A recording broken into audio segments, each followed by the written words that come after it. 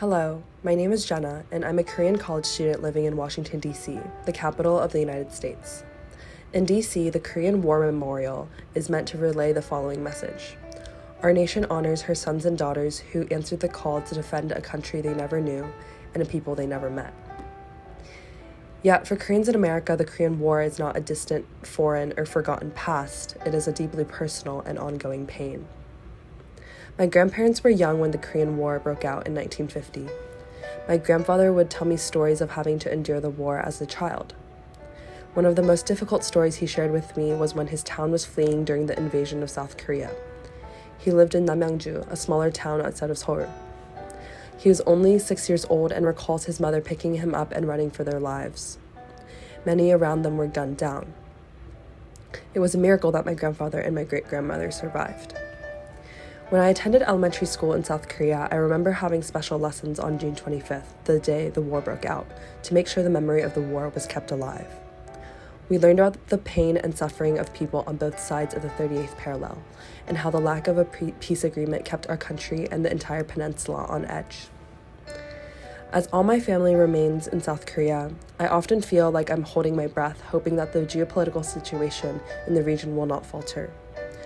Watching from afar is painful, and not being able to see a clear path to peace is heartbreaking. It's important for those not only in the Northeast Asia region, but internationally, that there is a resolution to the ongoing conflict in the region. I was born into a white family in the Midwest United States. My name is Jenny. When I was a high school student, I remember reading one paragraph in my U.S. history textbook about the Forgotten War. I understood that it happened in Korea and thought it ended a long time ago. We could forget about it. But when I was a college student, President Bush labeled North Korea part of the axis of evil. This statement made me categorize North Korea as an enemy. And ironically, as a Catholic who takes seriously Jesus' teaching to love your enemies, this made me very interested. I began praying for North Korea and seeking ways to understand and communicate love to that enemy.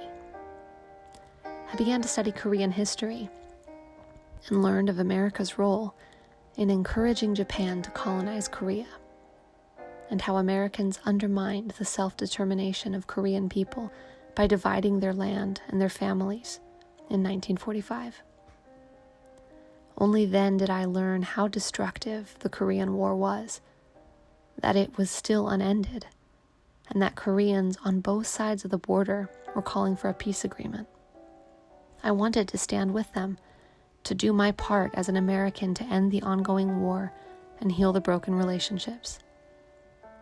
As in 1950, when most Americans did not know where Korea was, today, I have the sense that many Americans do not understand that the Korean War never ended. This year, I spent 5 months traveling to 19 American states. I spoke to mostly white Christian groups gathered in schools, churches, and private homes to educate them about the Korean War that was paused with an armistice 70 years ago, and to uplift the message of the Korea Peace Appeal campaign. South Korean churches and civil society are calling for a peace agreement to end the Korean War. Only then will we be able to start the hard work of transforming this conflict and building lasting peace. My name is Hayden, and I grew up in a mixed Korean-American family in a small town in the northeastern United States. I resonate with Jenna and Jenny's experiences.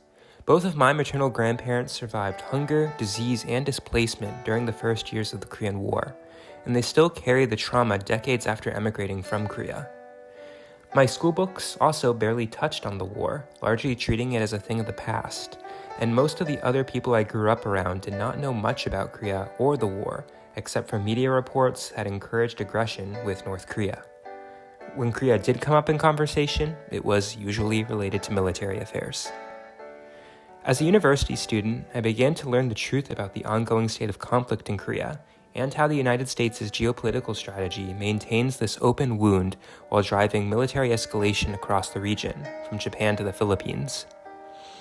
Now, with many forces in the United States agitating for military escalation in Asia, I feel strongly compelled to take a stand with others to steer our countries away from the edge of war, so that we do not repeat the horrors people like my grandparents experienced. We must learn from our history. Jenna, Jenny, and I all have different connections to Korea, but we and countless others have the shared mission of achieving a just, healing, and lasting peace in Korea. As Americans, we know the factors that have prevented the United States from fostering the conditions for peace. An alliance of the military-industrial complex and pro-war politicians that drive our government to seek military escalation, enabled by the lack of public knowledge about the Korean War, which makes many Americans apathetic or even hostile to the need for peace in Korea. We can and must overcome these challenges through education, direct action, and solidarity to build an international interfaith coalition that will advance the cause of peace in Korea and across Northeast Asia.